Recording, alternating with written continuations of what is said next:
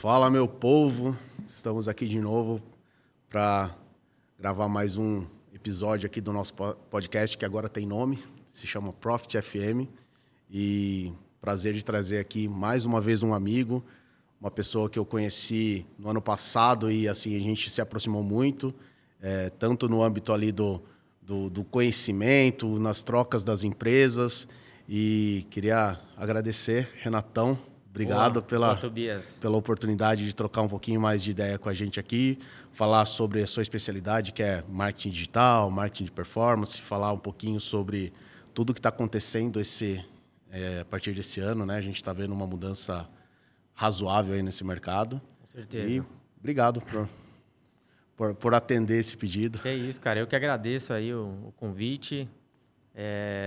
Como você falou, a gente se conheceu numa imersão em Miami no ano passado, né? Acho que já criamos ali uma conexão, acho que não só pelo business, mas também uma conexão pessoal ali de amizade.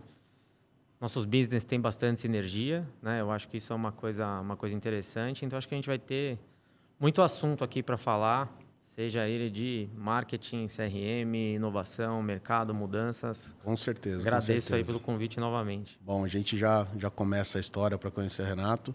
Primeiramente, só para trazer aqui, né, que esse podcast é feito pela Sales Journey, né, uma plataforma para gestão da jornada de vendas, né, como o próprio nome diz, principalmente focada nas empresas que atuam no B2B. Então, se você tem uma indústria, uma distribuição ou uma empresa até na área de serviço que tem essa característica de venda complexa, peço que acesse o nosso site lá, salesjourney.io, salesjourney.io, e confira lá um pouquinho do que a gente pode atender e ajudar aí na gestão comercial da tua empresa, desde o processo de gestão de funil de vendas, passando por todo o processo ali de políticas comerciais, precificação dinâmica, controle de estoque e muito mais novidade chegando ainda no segundo semestre. Então, se tiver interesse lá, acesse o nosso site, que a gente tem o maior prazer em atendê-los. Renatão. Maravilha. Vamos lá. Primeiro de tudo, conta aí um pouquinho da sua história, como você chegou nesse... Eu não tenho muita história, eu tenho 18 anos. Só de INSS, né? Mas conta aí um pouquinho como, né, onde você nasceu, cresceu, Boa. Como que você chegou aí para ter interesse com relação primeiro a parte de marketing, o foco no digital. Conta um pouquinho da sua história pra gente. Cara, vamos lá. Tenho 37 anos, nasci em São Paulo, capital, na Zona Norte. E acho que eu sempre gostei muito de computadores em geral, né? E acho que foi em 95, 96, comecei a ter internet em casa, computador familiar, compartilhado, né? Eram outras épocas. Mirk, ICQ, umas paradas. Acho que o ICQ nem tinha ainda, né, nessa época. Era mais o Mirk, chat da UOL. Era umas coisas tem um bem... monte de gente que não faz ideia do que você está falando, mas... Eu sei. Não tô ligado, que eu chego com aquela palestra que eu tô rodando umas empresas aí, eu coloco isso aí e fico observando as caras de quem responde com um olhar de nostalgia e quem tá olhando de... Hã? Né? É bem isso. O que esse cara tá falando? Aí você já mede quem é o público que você tá conversando. E acho que foi ali em 99, né? Por aí, eu tinha uns 13 anos de idade e comecei a descobrir como fazer página de internet, comecei a me interessar por isso, por codar em HTML na época, né? Quando eu comecei a fazer projeto assim, nem CSS tinha ainda, ou assim, era algo muito novo. A galera precisa entender também, assim, não tinha Google na época ainda, então você não tinha muito onde achar informação, pesquisar, era muito complicado. Mas era por pura diversão, né? Fiz alguns projetinhos pessoais, assim, cadastrava no KD para ter umas visitas. Mas não tinha objetivo profissional de trabalhar com isso, né? Acho que não era uma época em que havia mercado consolidado e etc. Programava em bloco de notas, né? Cara, eu programava num editor de HTML que chama Aracnofilia. Era um negócio muito rudimentar, assim. Olha que eu comecei também ali em 96, 97. Esse eu não conheço, não. O meu era no bloco de notas. Essa era mais raiz ainda. O meu já tinha uma ajuda ali para as tags, ali para fechar. Já ajuda. E aí, eu acho que foi em 2003, eu entrei na Faculdade de Economia, né, na Faculdade de Economia da USP. Não tinha, assim, o mercado de tecnologia focado para web, como eu te disse, era algo muito rudimentar, era muito difícil a gente enxergar uma carreira ali. E eu tinha feito alguns projetinhos freelancers, assim, quando eu era moleque, né, de sites empresariais, para ganhar um trocado mesmo, para pegar aquele dinheiro e me divertir. E aí eu tinha um daqueles clientes, que por sinal é cliente da Accent até hoje, né, um dos clientes fundadores nossos lá, e a gente tem muito carinho por esses projetos que começaram com a gente lá atrás. E na época eu estava descobrindo as técnicas de SEO. E aí eu conversei com ele e falei, cara, eu posso implementar isso aqui no site da tua empresa? Né? Ah, mas o que vai acontecer? Falei, se tudo der certo, você vai ganhar um tráfego e vai gerar negócio. Se der errado, eu só perdi tempo da minha vida, mas não vai mudar nada na sua vida. Ele falou, bom, então tá bom, faz aí. Né? E eu implementei algumas dessas técnicas. E quando a gente está falando de SEO lá atrás, é muito diferente do que é hoje. Era um negócio muito mais simples, era mais matemático. A gente ia estudar ali. Você tinha que calcular o número de vezes que você repetia a palavra-chave dentro da página, densidade de palavra-chave, a proeminência dela. Você tinha que escolher um determinado volume para colocar em negrito, para o robô entender que aquilo era mais importante. Posicionar as tags H1, H2, H3, que isso ainda permanece isso até que hoje. ano é, mais ou menos, que você está falando? Estou falando de 2002, 2003, tá. por aí. Perfeito. Era uma coisa bem... Ainda era uma coisa muito mais matemática do que a experiência do usuário, que hoje o algoritmo se tornou. E aí, quando eu percebi que eu consegui fazer aquilo funcionar, eu falei, pô, acho que tem um business aqui, né? Eu tinha muita vontade de empreender. Naquela época também, o termo empreendedorismo ele não era fancy, digamos assim, como é hoje. Né? Então, Hype. Não tinha hype nenhum, não tinha glamour nenhum. Eu lembro que quando eu decidi trancar a faculdade de economia para empreender e montar a agência, eu não ouvi parabéns de muita gente, assim. Era, você tá louco, cara, o que você tá fazendo, né? Quando você vai trabalhar, né? Não, isso eu escutava direto também. Você trampa com o quê? Com internet? Pô, isso aí não é trampo, cara. Porque naquela época... E para ganhar dinheiro? Era muito... A galera não entendia ainda. Os business eram muito tradicionais. Se hoje a gente ainda tem dono de empresa que não enxerga direito o potencial da internet, a gente já está em 2023. E tem bastante, hein? Ainda tem bastante. Naquela época era... Você não conseguia vender o serviço, você tinha que evangelizar o cliente, você precisava fazer uma faculdade com ele, explicar para ele o que era o marketing digital, o que era o Google, que naquela época o marketing digital basicamente era o Google. Sim. E para o cara entender, pô, mas eu vou colocar dinheiro aí, eu vou fazer um site. Estritamente orgânico, né? Nessa época... Não, já havia o link patrocinado já tinha ali em 2003, 2004. Nessa época a gente fazia link patrocinado, o KD tinha sido comprado pelo Yahoo também, a gente podia fazer link patrocinado no Yahoo, havia ali um share de mercado ali para o Yahoo, as ferramentas eram semelhantes. Você vê como é velho, né, esse papo. E eu descobri ali, falei, cara, tem um mercado, eu vou tentar empreender aqui. O capex não era alto, né? Então, hoje está muito na moda o home office, né? Minha empresa começou em home office, no caso era o office sala da casa da minha mãe, né? Sempre. Evoluiu da garagem para a sala. Evoluiu da garagem para a sala. E comecei trabalhando ali no computador familiar, tinha um sócio na época, então eu ficava mais com a parte administrativa e de programação. Ele era um designer muito bom. E ali a gente começou como uma produtora de sites que tentava vender um pouquinho de trabalho de SEO ali, um link patrocinado, mas assim, às vezes arrumava um cliente e falava, tá bom, vou colocar R$200 aí, né? Entendi. E qual é o FII que eu conseguia cobrar de R$200? Eu conseguia cobrar muita coisa. Então, era um trabalho basicamente assim, a gente construiu, a gente de alguma forma, quem começou lá atrás, ajudou a construir essa indústria, porque a gente também tinha que trazer os anunciantes para dentro da plataforma para fomentar o nosso próprio negócio, né? Era uma época também que o Flash estava muito em alta. É algo que você vai conversar com quem é mais novo, eles também não fazem muita ideia do que é, né? Mas... Se falar para esses caras que tinha vídeo que a gente curtia em Flash, Havaianas de pau, que era tudo feito em Flash, a galera não faz ideia do que é. E eles assistem o Vilela hoje. E assistem o Vilela, não sabem de onde veio o Vilela. E não sabem quem era. Procurem Havaianas de pau. Havaianas de pau. Isso é um clássico. Quem não conheceu essa época aí... Mundo Canibal. Mundo Canibal. Coisa clássica. Deve ter ainda no YouTube. Então, eram sites, eles eram feitos em Flash. O design ainda... Assim, as empresas enxergavam os sites delas naquela época como uma obra de arte delas. Assim. Um portfólio, né? Só. Eu quero ter um site muito bonito. E como ninguém entendia o que estava acontecendo, o meu concorrente tem um site muito lindo, eu quero um site muito bonito. Eu falei, cara, mas isso aí não tem muita utilidade, a não ser... Não, mas eu quero, meu concorrente tem, eu quero também, ninguém entendia direito. Só que para mim era muito óbvio, né, que a internet ela ia tomar o mercado do resto, né? Porque era muito óbvio mesmo, assim, acho que para quem era nerdinho daquela época assim, se olhava e falava, cara, não tem como parar isso daqui. A partir do momento que o Google apareceu e começou a tomar o mercado, a adoção foi gigantesca. Você fala, cara, não tem como isso aqui não dar certo, né? E aí a gente apostou na criação da agência. Eu fui com um plano, assim, como eu era novo, eu falei, bom, vou dar 3 anos para isso daqui decolar. Se não decolar, eu volto para o mercado. Aí passaram 3 anos, não tinha decolado. A gente é teimoso, né? É teimoso. Mas aí eu falei assim, cara, eu não sei. Eu acho que assim, eu gosto de ser empreendedor, gosto de construir minha jornada, de construir minhas aventuras ali. E aí a gente começou a pegar contratos mais fixos ali a partir de 2006, 2007, começamos a construir receita recorrente. E quais eram os estilos de empresa ou os segmentos de empresa que contratavam vocês do início? Assim, quem que estava olhando mais para isso, entendendo que isso poderia ser diferenciado? Cara, eu acho que naquela época todas as empresas começaram a olhar. A gente se especializou em atender o mercado B2B, Tá. que é a base fundamental, a pedra fundamental da Accent até hoje. Tá Né? bom.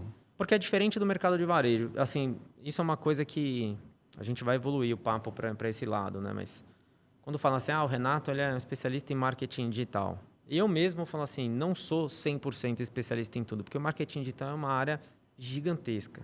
Então, assim, Renato, o que o influencer tem que fazer para vender cosmético? Eu não sei. Eu não estou nessa área.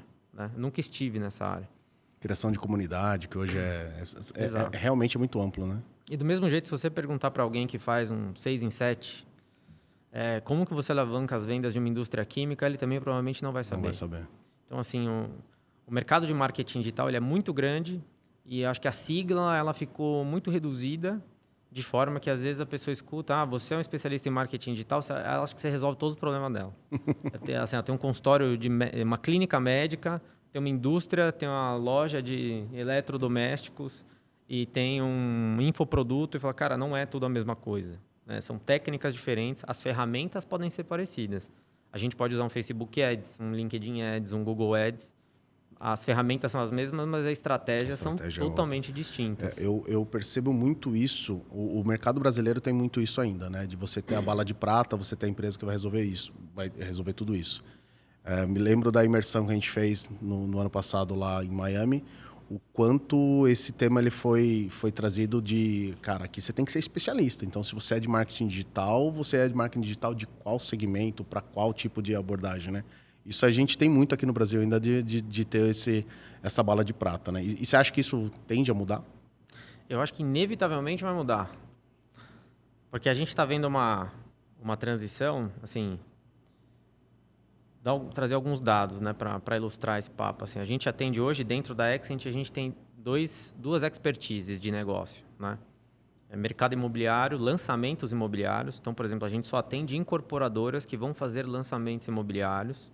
A gente não atende, por exemplo, imobiliárias que vendem imóveis soltos de rua. E a outra vertical, que é B2B, que é a nossa base, né, que é o nosso outro grande centro de receita. Em 2015, quando a gente começou a atender o mercado imobiliário, para um empreendimento Minha Casa Minha Vida, por exemplo, a gente chegava a pagar R$ 1,50 a R$ 2,00 o lead. Então, assim, você pescava de rede. Né? Você colocava um orçamento, trazia tanto lead que não interessa se o corretor era tão bom, se CRM, não precisa ter CRM, é muito lead, vai vender. E vendia. Imagino, né, falando em conceito de funil de vendas, era um funil até meio mentiroso, né? Porque o cara virava um tirador de pedido, né? Porque chegava desse jeito, com valor tão baixo, devia chegar muito lead. Chegava muito lead. Jogava-se muito lead fora também. Mas, assim, na última linha vendia.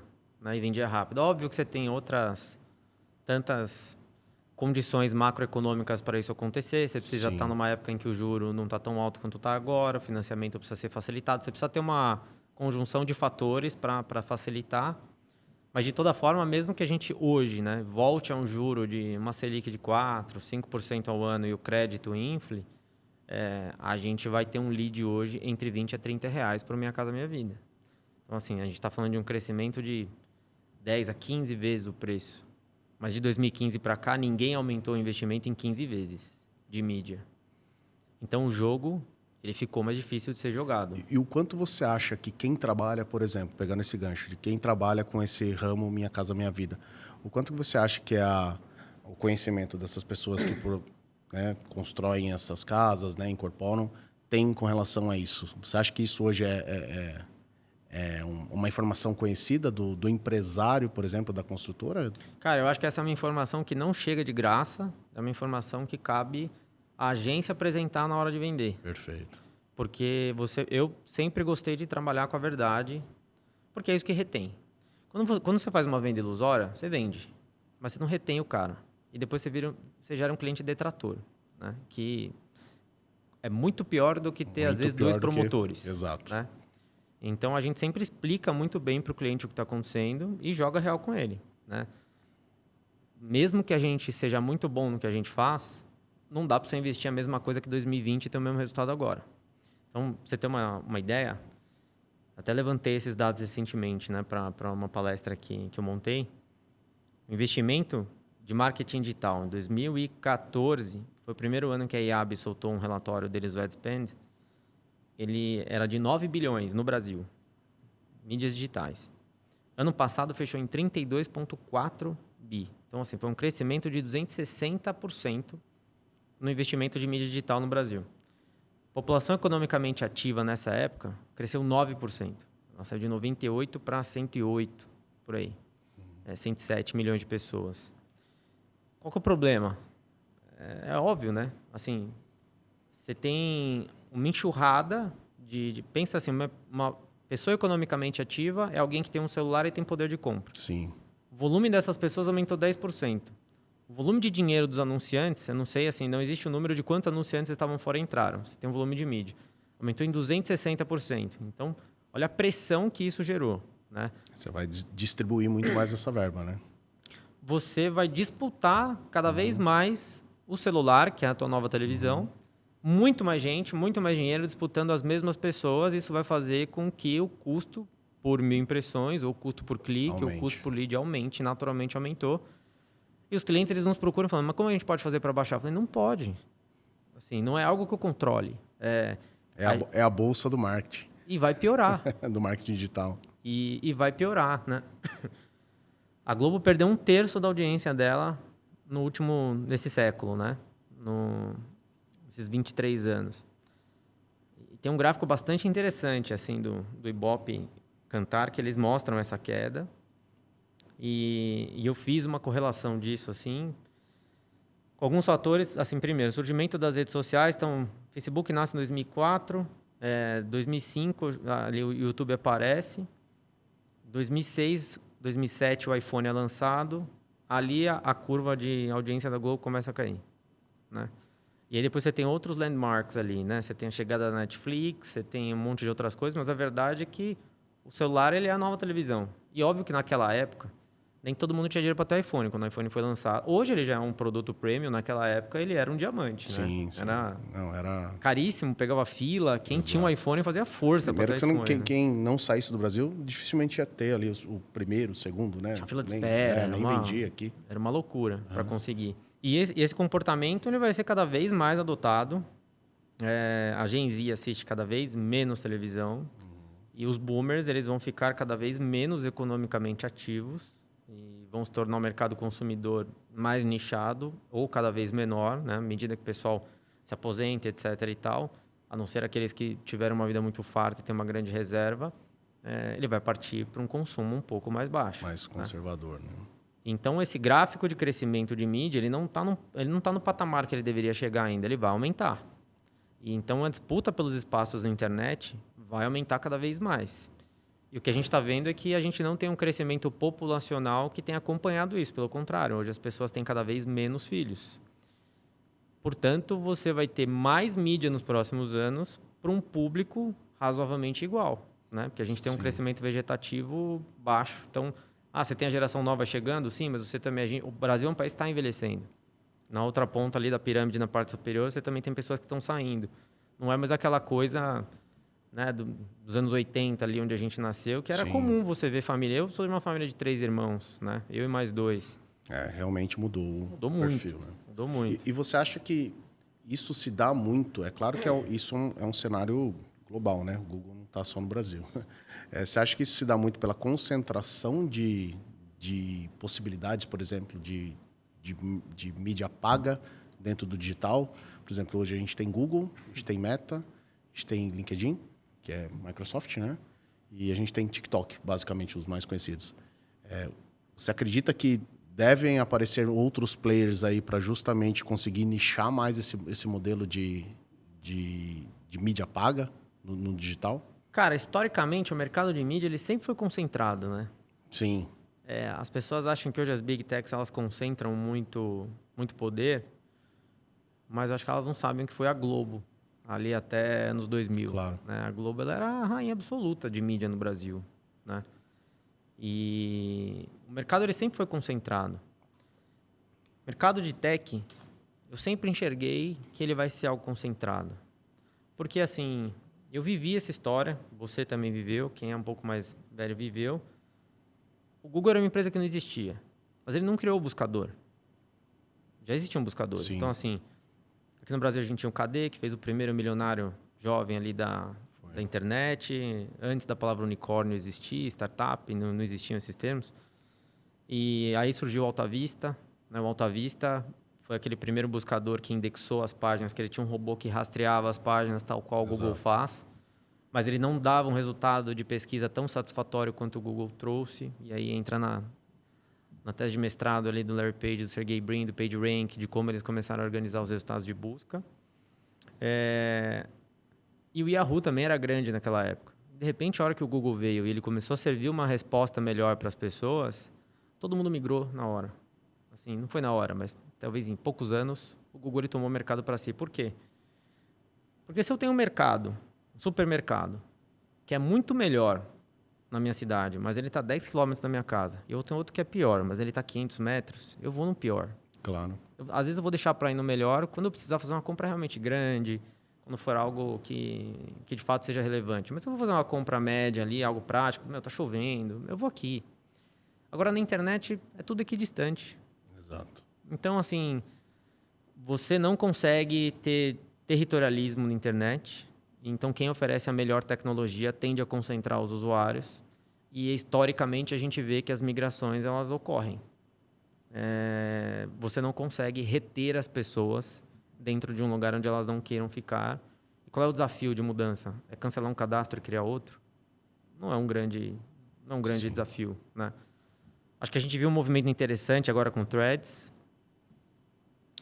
que eu acho que a Meta foi muito ágil nisso. A gente não sabe qual vai ser o futuro dessa rede social ainda, mas o fato deles vincularem aquilo com o Instagram e todo mundo já ter a conta automática lá dentro... Não, foi genial. Então, aquele, assim, 100 milhões de usuários, foram 10 milhões de usuários, acho que em 7 horas. Diminuiu absurdamente uma fricção de um cadastro novo, de uma rede nova. Um cadastro novo.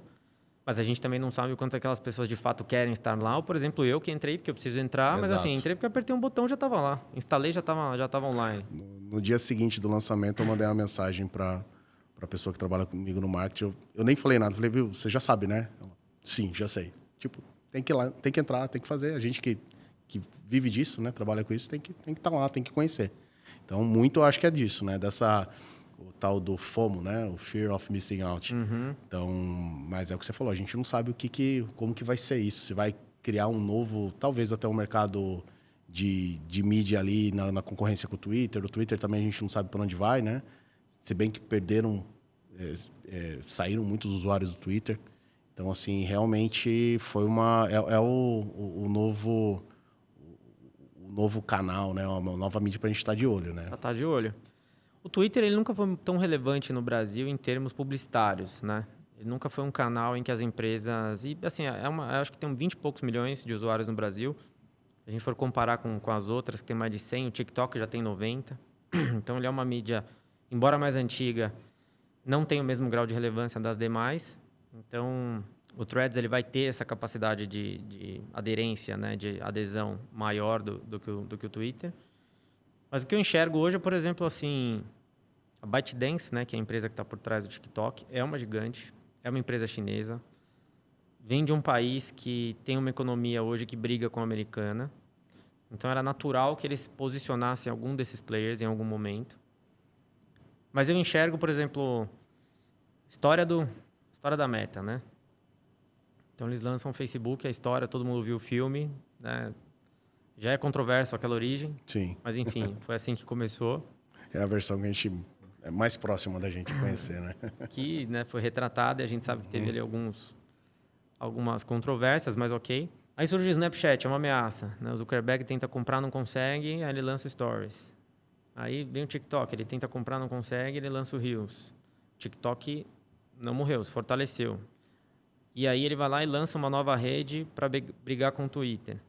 Eu acho muito mais provável que a ByteDance, por exemplo, crie uma outra rede para brigar com a Meta do que surgir um player agora do nada. Entendi. Que vai demandar um investimento colossal para criar algo que já tem gente fazendo. E a chance de sucesso é pequena. Assim, até se você for entender como VC, é difícil de você entender como isso se executaria. Então, sim, eu acredito em concentração. Talvez, assim, surjam mais canais, mas não sei se vão surgir mais novas empresas nesse patamar. Entendi. Né? Aí, falando um pouco de concentração, pivotando aqui um pouquinho, é um outro dado interessante. O começo do ano, né, cara? Foi um ano, assim, pra gente que trabalha com marketing digital, foi terrível, né? Porque, eu queria ouvir isso. Eu precisava ouvir isso de você, porque realmente... Foi assim, eu falei, cara, apocalipse, né? Vai acontecer, meu Deus do céu, né? O que vai acontecer? A gente tem muito contrato que a gente tem lá de trás, que a gente fez um trabalho muito bom e constante de SEO. Então, clientes hoje que têm muito tráfego orgânico, não fazem, eventualmente, tráfego pago, porque estão com comercial rodando dessa forma, que é a estratégia mais sadia, mais demorada, mas é mais sadia. E aí, surgiu o ChatGPT final do ano passado, a gente, eita... Assim, o Midjourney a gente ficou sabendo um pouco antes, a gente olhou e falou, putz, legal, é um asset que a gente vai usar, mas não vai destruir o nosso modelo de negócio. A hora que o ChatGPT apareceu, aí falou, não vou mais precisar de uma SERP, né, de uma página de resultado do Google. Agora eu pergunto, ele já me responde. Eu falei, caraca, mano, isso aí pode destruir, né, o mercado como ele é. Foi a primeira reação de todo mundo no mercado. E do próprio Google. Sim. Né? Eles anunciaram lá um Code Red, e os próprios fundadores, o Sergey Brin e o Larry Page, voltaram para o Google, eles já estavam afastados da operação, eles retornaram para o Google e começaram a ter acesso saíram notícias disso na época, de que eles estavam verificando códigos internos, assim, voltaram a botar a mão na massa mesmo para entender... Louco isso, né? Que foi sério de fato, Sim. né? E o Satya Nadella, ele deu uma entrevista, né? Um CEO da Microsoft, ele deu uma entrevista na época legal, que ele falou assim, cara... Pela primeira vez, a gente está fazendo o Google dançar, né? Porque eles backupearam, digamos assim, com grana, né? Foram os principais investors ali da OpenAI. Pegaram uma fatia de 49%, deixaram a OpenAI no controle da empresa. Acho que foi um smart move, assim, para não matar a empresa, para não tirar a essência dela, mas ganhar junto com ela. E a hora que o negócio começou a hypar, eles falaram, bom, quero integrar isso aqui com o Bing. Por quê? Cara... Aí entram alguns dados também que a galera precisa entender. O Bing, ele é irrelevante. Ele é 100% irrelevante. A hora que você vai olhar a composição de receita da Microsoft, ele não serve para nada. Ridículo, né? Então, assim... mas se eu colocar um robô generativo, uma AI generativa para me dar as respostas, eu não vou matar o tráfego pago do Bing? Vai, mas dane-se. Já é irrelevante. Agora, se eu conseguir matar o meu business e de esteira matar o meu principal concorrente, beleza. Para eles é relevante, para mim não é. Sim. Só a parte de search do Google... corresponde a 57%, eu não estou falando de YouTube, display, search, 57% da receita deles, dados de 2022. Alphabet. Então. Cara, é um negócio... Eles não podem deixar isso morrer. Não pode. E aí eu comecei a monitorar os dados, para entender. Falei, cara, preciso me antecipar, né? Vou ter que entender o que está acontecendo com o mercado, como que eu vou orientar meus clientes, como que eu vou orientar minha equipe, quais são os rumos que a gente vai tomar. E o Bing, ele causou um alvorocinho ali no começo, até fazer uma brincadeira. Eu fiz um post no LinkedIn na época, apostando que eu achava que a Microsoft não ia conseguir destronar o Google, né? Eu fazia um convite e falava assim, sai da bolha de tecnologia ou de marketing, senta no churrasco da família e pergunta, o que é o Bing? Né? E vê quantas pessoas respondem. Sim. A maioria delas que não está no mundo aqui, provavelmente não sabe nem o que é o Bing. Bingo? Não. É mais provável que eles conheçam. Esse daí todo mundo conhece. E a gente analisando os dados da SimilarWeb nos últimos meses, o Bing apresenta zero crescimento. Sim. Então, ele tem assim, 1,3 bilhões de visitas nos últimos meses. O Google tem oscilações de 88 para 90 bilhões, e aí cai um pouco, mas as oscilações não têm correlação com o crescimento do Bing. Então, são oscilações dele mesmo. Ou seja, o Google é muito grande, cara. Ele tem um brand muito forte. Muito. Assim, para quem nasceu em 2000, já tem 23 anos agora, já não é tão novo. É novo, né? Já é uma pessoa jovem, mas não adolescente, Sim. já é um adulto, já está no mercado de trabalho. O Google faz parte da vida dela. Diria até que quem nasceu ali no meio dos anos 90, porque acabou começando a entender, né? Tava ali com seus 15 anos, começou a ter acesso. Essas pessoas também não... Dificilmente elas lembram de uma vida antes do Antes Google. do Google, Né? Pré-Google. É. Então, o Google faz parte da vida delas, é uma marca muito forte. Eu acho que assim, ainda naquele tema de concentração, né? Para você ter um downfall aí, pro Google perder esse mercado, cara, ele vai ter que fazer uma merda muito grande. Entendi. Ele vai ter que fazer algo... Assim, ele vai ter que pisar na bola, porque ele está tendo tempo de reagir. E a gente espera que ele consiga reagir e apresentar uma tecnologia generativa à altura. E ele só vai perder esse mercado se ele fizer algo... Assim, se ele pisar muito na bola. Você não acha que a estratégia da Microsoft ela tem muito mais a ver com as soluções de produtividade dela do que realmente... É claro, se ela, é o que você falou, se ela conseguir derrubar o principal concorrente, né, matando o próprio negócio, lindo. Mas eu vejo, a gente utiliza o stack do Office 365, já percebe os algoritmos ali, os modelos de AI, de AI trabalhando dentro do Teams, do Word. Você não acha que o foco deles, eles vão querer abraçar cada vez mais essa questão dos produtos de produtividade deles? Cara, com certeza. Até para treinamento dos modelos, né? Até para servir como insumo de treinamento dos modelos. Essa é uma ultra briga, mas é que assim, a Microsoft ela já era líder nesse setor, né? E ela foi desafiada, ela perdeu sucessivas batalhas. Ela perdeu a batalha do Android, né? O próprio Bill Gates falou isso lá atrás. Então, assim, o concorrente do iOS deveria ser da Microsoft. Naturalmente seria, né? Naturalmente deveria ter sido a Microsoft. Não fazia sentido que uma empresa nova criasse algo e dominasse a outra metade do mercado, né? Essa foi a primeira queda de braço que eles perderam para o Google. Aí você teve um outro caso, por exemplo, falando também de concentração e adoção, que foi o caso do Google Chrome, né? Então, o Google falou, a gente precisa de um navegador 10 vezes melhor, 10 vezes mais rápido, 10 vezes mais leve, e eles conseguiram criar. E uma vez que eles criaram, nem com toda a pressão do Windows, porque hoje você instala o Windows. Você já vem com hoje o Edge, né? Mas era E o Edge roda a base Chromium. Sim, que é um motor criado pelo Google. Eles abandonaram o barco. Eles assim, a gente desistiu de fazer um navegador. Sim. E o Edge ficou bom porque eles começaram a utilizar a base Chromium, que é a base de software do Chrome. Então, até para você conseguir trocar no teu Windows, assim, colocar o Chrome como default, você tem um trabalhinho ali, né? E ele te pergunta ainda, né? Você tem certeza que você quer fazer isso e tal? Então, mesmo com toda a máquina do lado deles, eles perderam muitas batalhas. Então, eu acredito que nesse jogo da produtividade era um jogo em que eles já tinham a dianteira e acho que o grande passo que eles tentaram dar ali no primeiro semestre foi assim, cara, a gente precisa devolver alguma porrada que a gente levou. Porque a gente só tomou porrada ao longo desses anos aqui. A Microsoft continua uma gigante, né? É uma empresa que incontestável, não sai de moda, né? É uma empresa que está aí desde os anos 80. Tudo que eles fazem é bem feito. Mas eles não conseguiram dar essa pancada de volta. Eles tiveram a chance agora. Foi esse shake aí que deu no começo do ano. Não me parece que vai ser uma chance que vai ser aproveitada. Naquela época, ali até abril, era muito difícil ainda de saber o que ia acontecer. Mas me parece que eles não conseguiram surfar essa onda. Mas ainda é muito cedo para falar, porque o Bard ainda não saiu, né? A Microsoft tem várias outras soluções mais focadas para o mundo enterprise que ela vai poder utilizar muito isso. O próprio Power BI, então eles têm os bancos de dados que eles têm. Então, assim, acho que eles ainda têm um asset muito bom na mão ali para conseguir se diferenciar com essa tecnologia que eles foram que eles conseguiram dar essa pancada no Google, né? Pô, legal, cara. E assim, puxando um pouquinho mais aqui para essa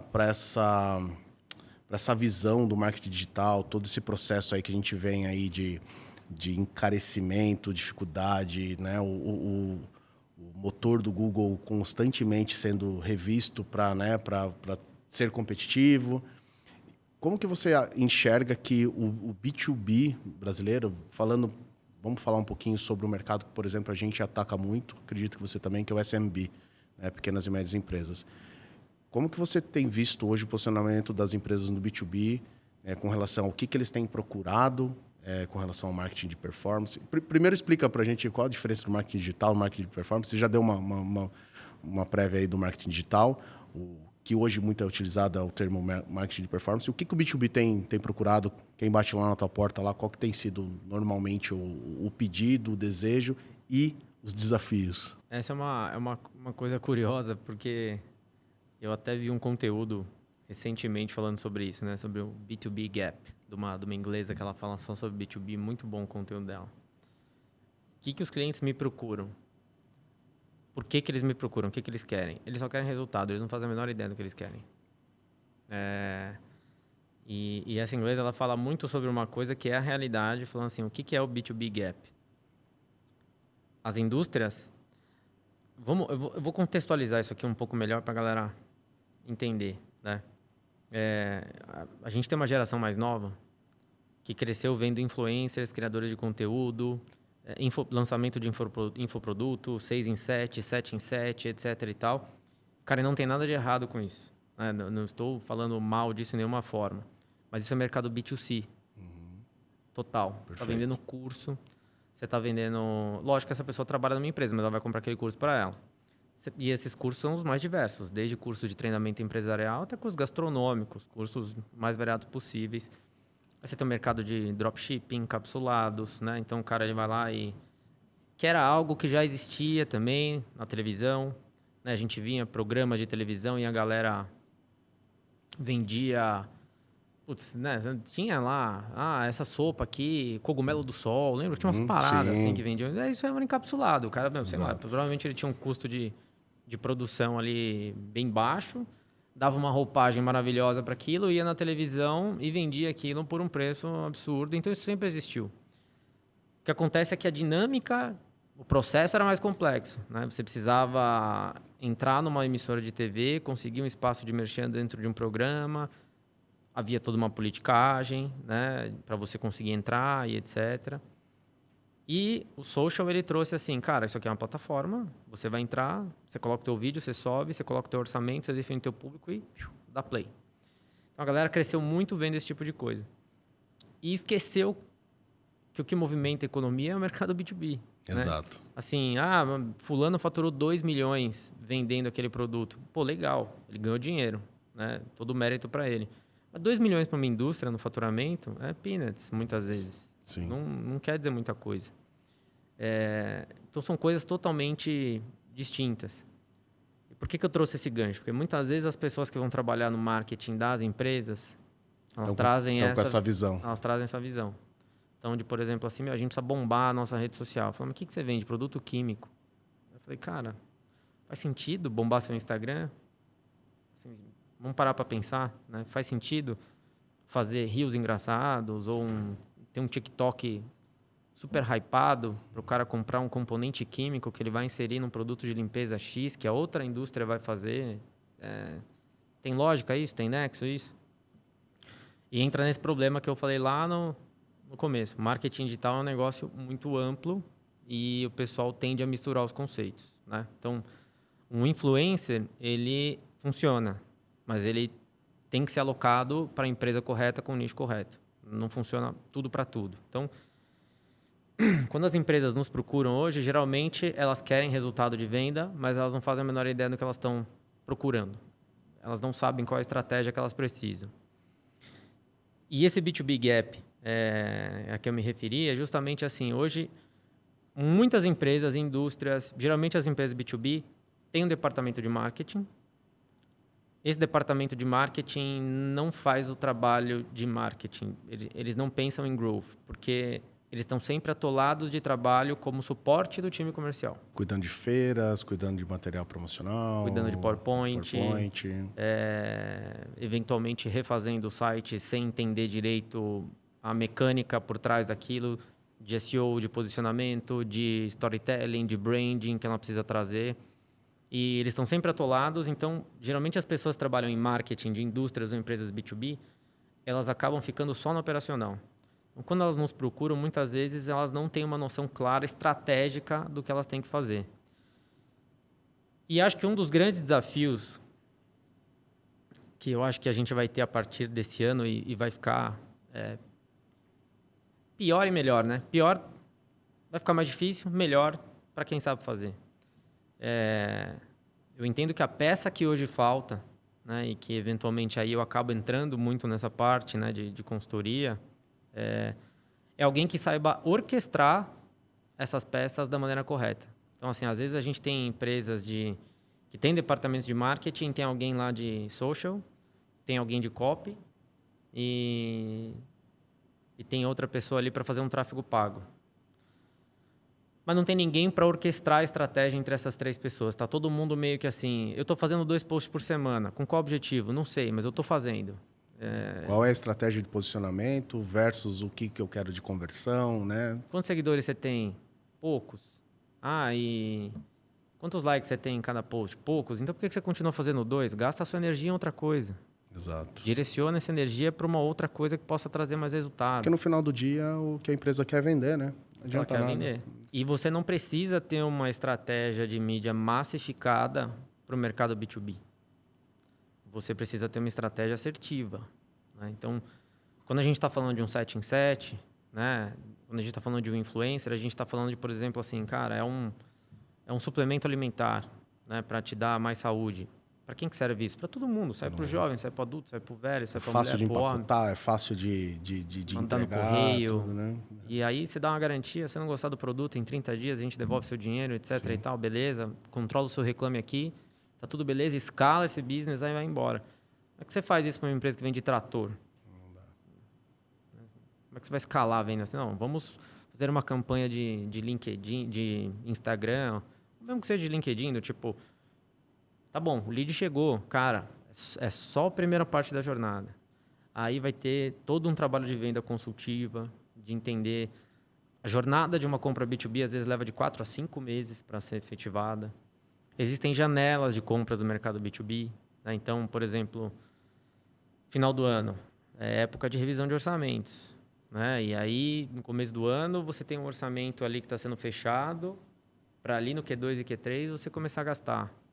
É a época mais importante do... Fevereiro e março, morto. Janeiro, para o B2B, pode tirar férias todo mundo. Sim. Não acontece nada. Né? Aí você tem carnaval. E olha o contraste. Quando você está falando de varejo, novembro e dezembro, Black Friday e Natal, as 2 épocas mais fortes do ano. Então, assim, cara, são coisas totalmente distintas.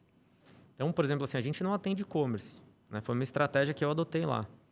Então, quando alguém vem me perguntar, por exemplo, assim, mas e o varejo está pegando fogo, não sei o quê? Eu falei, não sei, cara.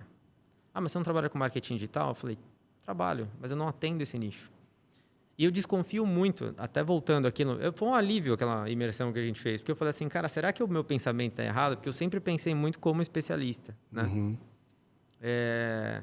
E eu vi muita agência, cara, e eu acho que esses vão ser os primeiros a rodar, né? Com custo de mídia mais alto, que é o cara que atende tudo. Né? Então, assim, é um cirurgião, preciso mais paciente, eu atendo. É um e-commerce, eu atendo. É mercado B2B, eu atendo. É um profissional liberal, eu atendo. O cara não perde cliente. Qualquer coisa, né? Ele não perde cliente. Cara, não tem como você ser especialista. Assim, quando você está falando de varejo, você está falando assim, cara, quantas plataformas de e-commerce você tem que dominar? Quantas integrações entre essas plataformas com outras plataformas de inbound você tem que dominar? Calendário de datas. Né? Eu lembro que eu assisti uma palestra de um cara que só mexia com e-commerce.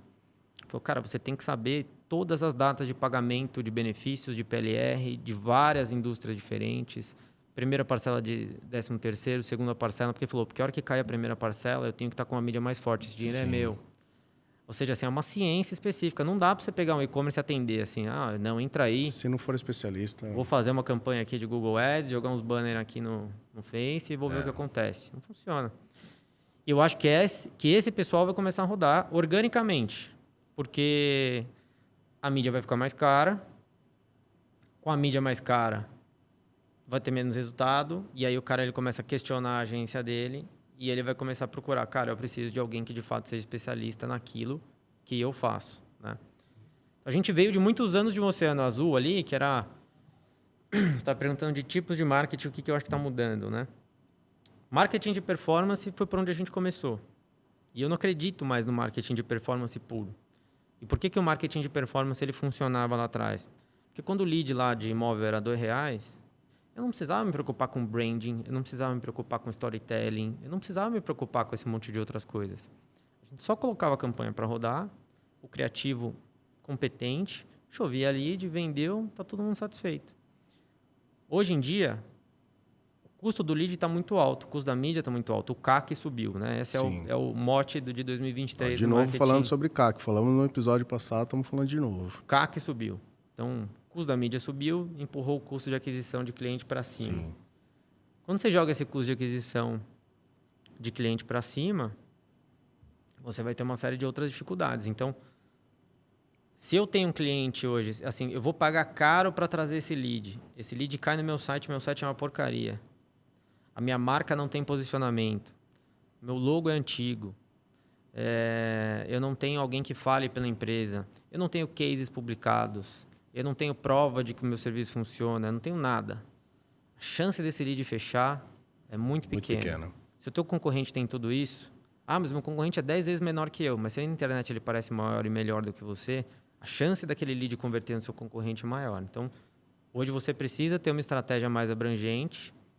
E eu acho que a galera que consegue orquestrar todos esses pilares e orientar os clientes da maneira correta, são poucas as pessoas que conseguem fazer. A gente tem até meu sócio, né, que entrou, né, de sócio recentemente na empresa pelo programa de partnership que a gente implementou. Ele até estava comentando sobre isso comigo. Ele fala, cara, mas assim, a gente acaba entregando mais do que um serviço de marketing digital. Você acaba dando uma consultoria para o cliente, né? A gente deveria cobrar por isso? Eu falei assim, cara, é complexo, porque se você não dá essa consultoria, você vai ter o churn. O teu próprio serviço ele vai ter rollback, né? Exato. Então, assim, se o cliente me procura, a gente só faz a campanha ali. Por que está dando errado? Não, isso aqui tem um outro valor. Ele vai falar, não quero mais, obrigado, não funciona o seu serviço. A gente passa muito isso lá no Sales Journey, que é realmente trazer um pouquinho do conceito por trás da ferramenta. Em teoria, se fosse ver pela estratégia pura e única de mostrar funcionalidades, né? Ou como que a gente faz a gestão, como que eu trago os analíticos, como que eu melhoro ali a performance da venda, isso seria muito mais fácil. Só que não adianta nada eu chegar nesse ponto se eu não tiver um mínimo se eu não trouxer um mínimo de conhecimento do conceito por trás daqui. Por que eu estou fazendo isso? Por que é importante eu ter um funil de vendas? Por que é importante eu ter métricas de conversão entre as etapas? Por que é importante eu trazer ali dentro do processo da hierarquia comercial ou da política comercial a ferramenta a trabalhar a meu favor, né? Então, assim, esse conceito por trás, essa consultoria, a gente acaba dando também, porque senão você não vira churn, né? Então, vira churn. É interessante isso. Faz parte, cara. Eu acho que esse é um dos grandes ingredientes do mercado B2B, que é o mercado que eu atendo, que é o mercado que você atende, que é diferente do B2C. Né? Que no B2C, assim, tá aqui esse produto, cara. Você usa esse produto. Ou você assinou uma plataformazinha aqui para fazer X coisa. Cara, você tem uma base de conhecimento aqui. Consulta essa base de conhecimento e se vira. Você não está conseguindo? Beleza. A assinatura é o quê? 30, 40 reais por mês? Cancela. O churn é previsto. E é um desafio grande, né? No teu modelo de negócio, a questão da escala é um pouco mais difícil, porque é uma consultoria, uma prestação de serviço, né? O quanto que você trata esse high touch, quanto que você consegue trazer de tech touch para esse teu processo. Vocês têm alguma métrica hoje, assim, de avaliação do cliente, até que, né, de encaixar esses clientes em algum tier de mid touch, tech touch, high touch? Hoje vocês têm? Cara, a gente tem uma classificação interna, né, de como a gente mensura esses clientes. A gente tem fatores de avaliação para isso. A gente tem um churn muito baixo.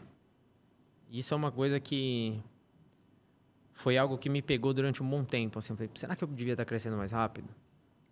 Porque eu quase não tenho churn. Então, eu devo atender muito bem. Mas aí também entra num outro ponto que, assim, cara, aí vai um pouco da natureza de nós como empresários. Cada um tem a sua, né? Eu acho que eu não consigo atender mal para crescer rápido. Não está na minha natureza fazer isso, né? E eu acho que quem trabalha comigo acaba sentindo isso da mesma forma. Não teve nenhum ano em que a Accent foi menor do que o ano anterior. Mas a gente nunca duplicou de tamanho no ano, né? Então, a gente cresce em patamares. A gente está no momento agora, por exemplo, da agência, que a gente assinou alguns contratos e a gente, assim, a capacidade de produção, né, de dev assim, no time, a gente está no quase full. Então, por exemplo, agora, cara, se chegar uma conta enorme, eu vou falar, cara, podemos assinar, podemos discutir contrato, mas eu começo a trabalhar no seu projeto daqui a X dias, daqui a 30 dias, daqui a 25 dias. Por quê? Porque eu não vou entrar numa loucura de, não, vou escalar a qualquer custo. Contrata qualquer pessoa, contrata um fulano aí de mercado aí, bota ele para trabalhar, não sei, cara. O cara não vai botar a mão no projeto de um cliente meu se ele acabou de entrar na empresa. Porque sua atuação é muito consultiva, né? É difícil você trazer alguém assim que não está preparado para o que vai...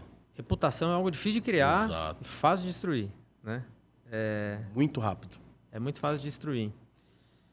Então, a gente tem, sim, uma diferenciação, mas a gente também dosa esse crescimento em patamares, né? Então, assim, a gente capta clientes, a gente estabiliza a equipe, a gente contrata, treina. A gente tem procurado melhorar muito o nosso onboarding interno. Então, esse foi um insight que eu recomendo para todos, inclusive, que eu deveria ter tido antes, que, assim, para de treinar as pessoas só sentando do lado delas e com reuniões, etc. Cara, comece a gravar conteúdo interno. E um conteúdo interno, ele não precisa dessa estrutura que a gente está tendo aqui. Imagina. É do tipo, cara, você vai gravar a tua tela, você vai explicar para a pessoa. Então, assim, cara, contratei uma pessoa hoje, quando eu vou treinar alguém em algum ponto que eu quero, eu não explico para ela, eu não agendo mais uma reunião com ela. Eu gravo uma aula, às vezes de 1 hora e meia. Por quê? Passo para a pessoa. Você entendeu? Tem dúvida? Tenho muitas dúvidas. Então, a gente vai gravar, vai fazer um Q&A e vai gravar suas dúvidas. Todo esse material eu jogo para uma wiki interna da empresa. E aproveita, né? Próxima pessoa que entrar, na trilha dela de aprendizado, além dos cursos que ela tem que fazer, fala assim, ó, você tem que assistir esse conteúdo. Então, só que você consegue, então, criar atalhos e caminhos para melhorar o onboarding, melhorar o treinamento e tornar esse processo menos custoso. Mas ainda assim não é algo escalável que você consegue contratar 3 pessoas aqui, um mês está todo mundo prontíssimo, trabalhando, etc. Uma das coisas que eu acho muito curioso, com o CAC, como o CAC subiu muito, durante muitos anos era muito difícil vender SEO. Por isso que assim, o tráfego pago, né, que assim, esse termo tráfego pago ele não existia também até uns poucos anos atrás. Né? Novidade. A galera mais nova batizou de tráfego pago, que era marketing de performance. E SEO era algo muito difícil de vender. Por quê? Porque o tráfego pago era barato. Então, o cara ele colocava lá R$1.000 no Google, R$2.000 no Google, ele tinha um resultadinho mínimo ali. E hoje em dia ele não tem mais. E agora o SEO voltou para a moda, né? Porque agora eu preciso ter tráfego orgânico. E um dos profissionais mais difíceis de treinar, por exemplo, é o profissional de SEO. Porque ele é um cara que ele fica no meio do caminho. Ele não é tech e ele não é publicitário. Ele precisa entender de publicidade, ele precisa entender de copy, ele precisa saber redigir bons textos, ele precisa construir uma arquitetura de informação boa de um site, ele precisa ter bom gosto em comunicação visual, mas ele também precisa entender algoritmo, ele precisa entender a evolução do algoritmo do Google, ele precisa entender por que o algoritmo pune um site tal e não pune um outro site. Ele precisa entender qual é o tipo de intenção de pesquisa que aquele pilar de palavra-chave, um topic cluster que a gente está construindo, que é a gente constrói um pilar de conteúdo e páginas cluster ao redor deles, que é um conceito que a HubSpot trouxe. Então, você mescla 2 mundos diferentes, cara. Você tem que ter alguém que é muito bom em publicidade e muito bom na área técnica. Esse profissional não é fácil de achar, não é fácil de treinar. Então, não adianta você... Assim, quando você encontra uma agência que fala assim, cara, eu peguei 30 clientes novos de SEO esse ano, eu desconfio. O que será que estão fazendo, né? Exato. O que será que estão entregando, né? Eu desconfio, porque é muito difícil de você conseguir atender com qualidade. Assim, você vai ter que coordenar produção de conteúdo, auditoria interna do site, você vai ter que revisar todas as tags, você vai ter que entender como o Google está lendo aquilo. Isso é algo que todo mundo pode fazer. Você vai no teu site lá. Se você quer ver o site da tua empresa, site 2 pontos, a URL do site da tua empresa. Você vai pegar vai ter 3 pontinhos ali, você clica em cache e aí vai ter versão somente texto na parte em cima que vai abrir. Aquela é a forma que o algoritmo lê o teu site. E assim, é um teste básico, público. Que todo mundo pode fazer. Toda vez que eu chego numa reunião, eu causo choque no cara do cliente dele ver que, meu Deus, mas tá tudo errado. Eu falei, tá tudo errado. E pegando esse caminho, que dicas que você daria, assim, pelo menos iniciais, para uma empresa que, tá ouvindo você falar, pô, realmente eu tô me enxergando, sou aqui do B2B, sou uma indústria, né, sou uma distribuidora, ou até uma empresa da área de serviço que tem, né, que vende no B2B, que dicas que você daria assim para ele iniciar o processo? É claro que, né, chamar um profissional sempre ajuda, né, mas tem algumas dicas que você pode dar assim para a galera já começar a olhar, para pelo menos fazer esse diagnóstico de para onde que ela precisa correr, para ter esse posicionamento um pouco não, né, muito mais assertivo? Cara, eu acho que assim, é um dos problemas eternos do B2B e é um dos problemas eternos de venda de B2B. Vamos pegar assim, um vendedor, por exemplo, assim, um corretor de imóveis. Ele tem interesse em construir mídia para si próprio, captar esses leads e vender, porque ele vai ganhar essa comissão. Esse cara muitas vezes não é vinculado a nenhuma incorporadora ou construtora imobiliária, ele pode vender vários imóveis, então quanto mais lead ele trouxer, ele vai vendendo e vai ganhando dinheiro. O vendedor B2B é alguém que trabalha dentro do departamento de vendas de uma empresa. E se ele trabalha, por exemplo, numa indústria que vende ferragens, ele vai vender ferragem. E ele vai ficar pensando, eu não vou ficar construindo uma comunidade ao redor de ferragem porque eu estou trabalhando aqui hoje.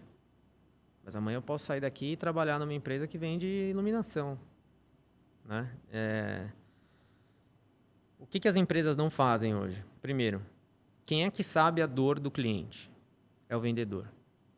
Então, o vendedor do B2B é aquele cara que ele está em contato com o cliente o tempo todo. Então, assim, o teu vendedor, lá no Sales Journey, é a pessoa que está em contato com o cliente e que está ouvindo. Putz, mas o teu sistema, ele poderia fazer melhor essa parte, porque o meu business precisa disso. E aí o teu vendedor, ele fala assim, putz, legal, vou falar para o pessoal de dev, eles vão colocar aqui na fila, depois eu te retorno. Qual era essa dor?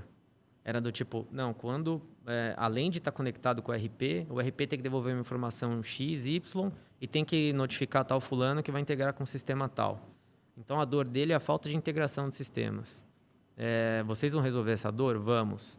Então, por que não escrever um artigo no blog falando sobre como a falta de integração de sistemas, cita o nome dos sistemas, não tem problema, como isso afeta a performance e como contratando o Sales Journey, a gente vai resolver esse problema de integração e a gente vai dar mais efetividade nas vendas da tua empresa. Então, assim, o comercial, ele sabe a dor do cliente, mas aquela dor morre com ele. Aquela informação não é aproveitada. Não tem um fluxo de realmente produtizar ou pelo menos trazer isso como uma estratégia de marketing, né? Porque vendas muitas vezes não está conectado com marketing e não enxerga o valor disso.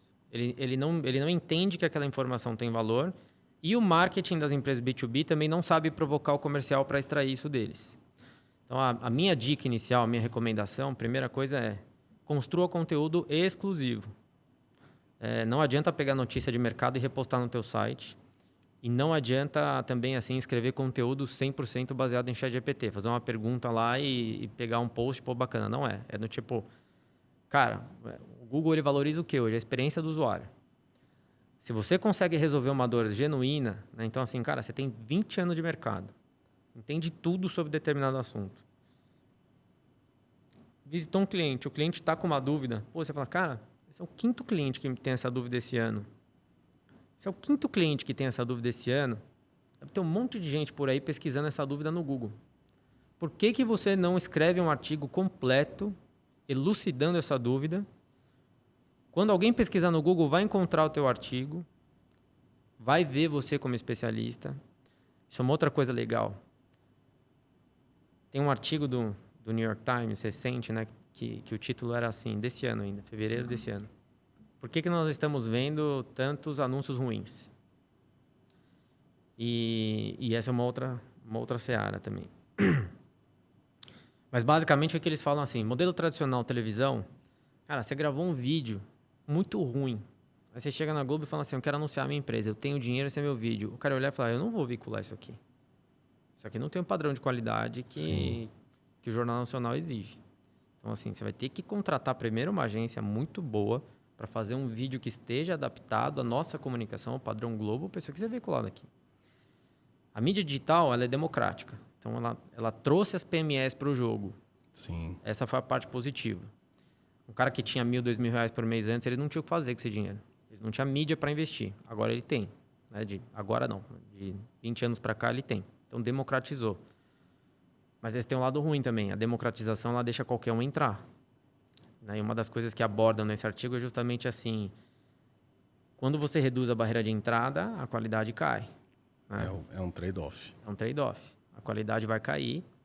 E uma vez que você tem esse pessoal entregando essa publicidade ruim, você está lotando a internet com um monte de coisa ruim, falta coisa de qualidade. Se a pessoa ali escreve um conteúdo bom, elucida aquela dúvida, consegue gerar aquele tráfego, consegue trazer aquele tráfego orgânico, né? E o gancho do que eu queria fazer era justamente assim. As pessoas hoje estão tão inundadas com tráfego pago e com anúncios que a curadoria que a Globo fazia, que os veículos de comunicação faziam, ela foi transferida para o algoritmo no Google na parte orgânica. Sim. E tem uns estudos muito legais falando sobre isso. Então, assim, quando você digita, por exemplo, assim, cara, vai viajar com a sua esposa, vai tirar férias, vai para Itália. Você coloca assim, roteiro 10 dias sul da Itália. Vai ter lá o link da uma agência de turismo X, uma outra empresa, um site que vende bilhete de viagem. E aí vai ter um post de um blog lá. Meu roteiro de 10 dias pelo sul da Itália em julho. E aí você fala, porra, vou viajar em junho, é bem próximo. Sim. E isso não é o ChatGPT que está me gerando, é alguém que estava lá, que vivenciou, que comeu a comida. Né? E que vai me recomendar um restaurante que ela vivenciou de fato. Quando você clica naquele blog e vê aquela matéria, você deu credibilidade para aquilo lá, porque você pensa assim, cara, se ele está em primeiro lugar do Google, isso é bom. As pessoas já não têm mais consciência de que elas valorizam isso. Sim. Mas isso acontece.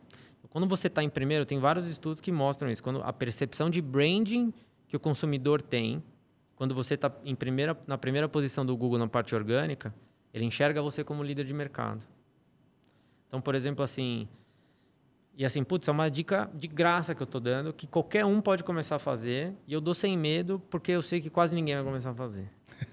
Porque, assim, chega uma hora que você tem que parar e entender, assim, para construir conteúdo de qualidade, ou você vai contratar uma agência, e essa agência vai ter profissionais que vão entrevistar o teu time, vão fazer esse briefing, vão coletar esse briefing, vão fazer esse brainstorming, vão produzir esse conteúdo, vão aprovar com você e vão publicar, e a gente tem essa cadência dentro da agência.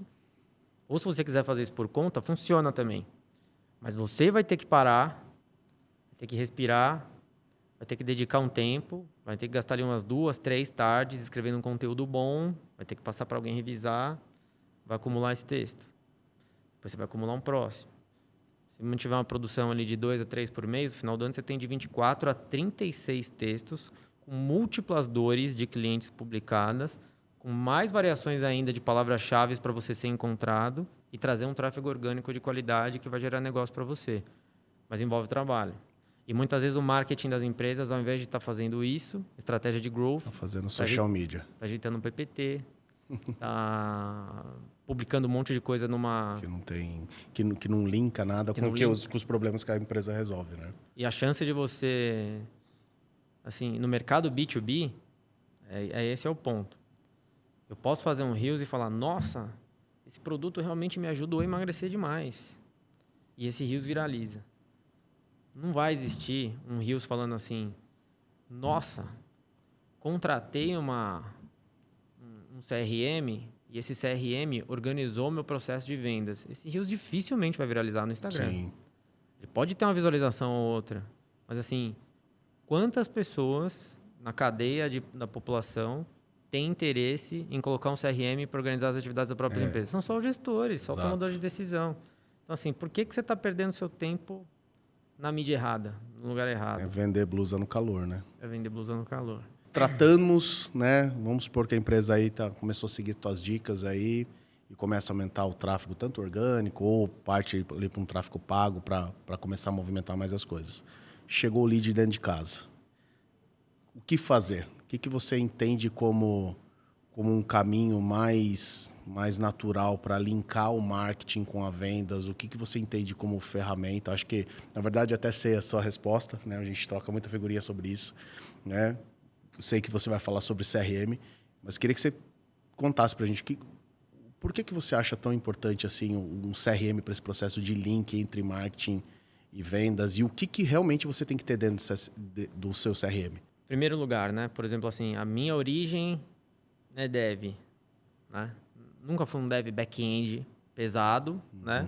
Comecei fazendo sites, mas sempre tive facilidade para essa questão, né? O meu sócio hoje, o Felipe, ele foi contratado, foi o primeiro estagiário da Accent e ele entrou para trabalhar como dev, porque a gente precisava de mão de obra para produzir mais site lá dentro. Então, a gente tem esse background. E aí entra um ponto que é interessante, que é assim, o mercado publicitário, eu lembro que, assim, em 2008, o Google ele fez um evento aqui no Brasil, foi o Search Masters. O primeiro evento que ele fez era para fomentar o cenário de marketing digital aqui no Brasil, o mercado de search marketing, né, de SEM, Search Engine Marketing, porque era um mercado muito subdesenvolvido. E a hora que você chegava lá, eu tenho umas fotos disso, né?